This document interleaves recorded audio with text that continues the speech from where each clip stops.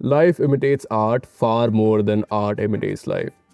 The world of cinema is said to be the reflection of society. But oftentimes, especially when it comes to fashion and mannerism, society often mirrors what's popping on cinema. And a prime example for that is how the cinema changed Indian sari culture forever.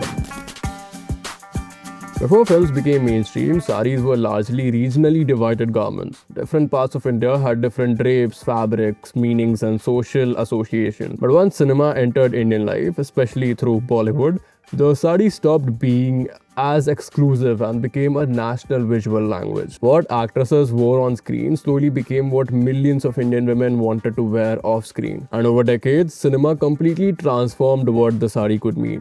Tradition, romance, seduction, power, luxury, modernity, and independence, all through a single garment. In the 1930s and 40s, Indian cinema was heavily influenced by theatre, colonial aesthetics, and early Hollywood glamour. Actresses like Devika Rani became one of India's first major fashion icons. Her saris combined Indian draping with Western-inspired styling. Fitted blouses, shorter sleeves, bold makeup, and soft curls influenced by Hollywood actresses of the time. This was one of the first moments where cinema began reshaping how Indian femininity was visually presented. For the first time, the sari started growing out of just traditional clothing. It started becoming part of a bigger global performance. And because cinema reached audiences across regions, these visual ideas spread rapidly beyond just elite urban circles. In the 1950s, India had just become independent and cinema started reflecting a very different national mood. Actresses like Nargis represented the ideal Indian woman of post-independent cinema.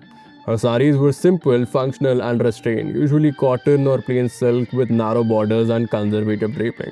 But this simplicity carried a deeper meaning. India at the time was focused on rebuilding itself. Their cinematic saris reflected dignity and resilience rather than just glamour alone. The sari became tied to the image of a sacrificing, hardworking, and emotionally strong Indian woman. Cinema was now shaping not just fashion trends but social expectations around femininity itself. By the way, if you're liking the video so far, please consider subscribing. It doesn't cost you anything, but it really helps our content reach a wider audience. The 1960s completely changed the visual language of the sari. As color cinema expanded and films became more visually ambitious, saris became more expressive and glamorous. Vajantimala helped popularize sleeveless blouses and tightly cinched silhouettes that emphasized on movement and grace. Saris began looking more cinematic rather than just simply practical. And then came Mumtaz. Her famous orange chiffon sari in Brahmachari became one of the most iconic sari looks in Indian film history. The sari hugged the body closely while still allowing freedom for movement, creating this newfound space between elegance and sensuality. And audiences across India started copying these styles instantly.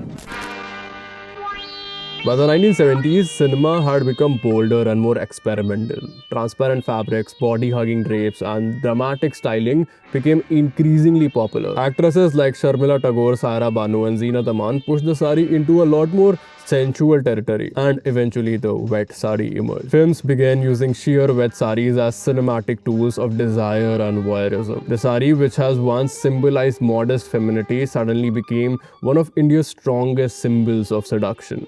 This created a major contradiction in Indian cinema. The sari could now symbolize purity and eroticism at the same time, for better or worse. And Bollywood kept exploring that contradiction for decades. In the 80s and 90s, chiffon saris completely took over, becoming the ultimate cinematic symbol of romance. This shift was heavily shaped by actresses like Devi and directors like Yash Chopra. In films like Chandni and Mr. India, chiffon saris reflected a very soft and dreamlike hyper-femininity. Chiffon was lightweight, fluid, and visually emotional on camera. And because audiences associated these saris with cinematic love stories, chiffon saris rapidly became wedding and festive fashion trends in real life as well. By the 90s and 2000s, another major transformation happened. The blouse slowly started stealing spotlight away from the sari itself. Films like Hum Aapke Hai Kaun popularized heavily designed backless blouses and wedding styling that still influences Indian bridal fashion today. Designers began experimenting with cuts, straps, embroidery, and different silhouettes. Backless blouses, halter necks, corset blouses, bralettes, and sequined bikini-inspired styling all entered mainstream fashion largely through film culture. The sari started becoming increasingly experimental and individualistic. And then, cinema added yet another meaning to the sari: girl power.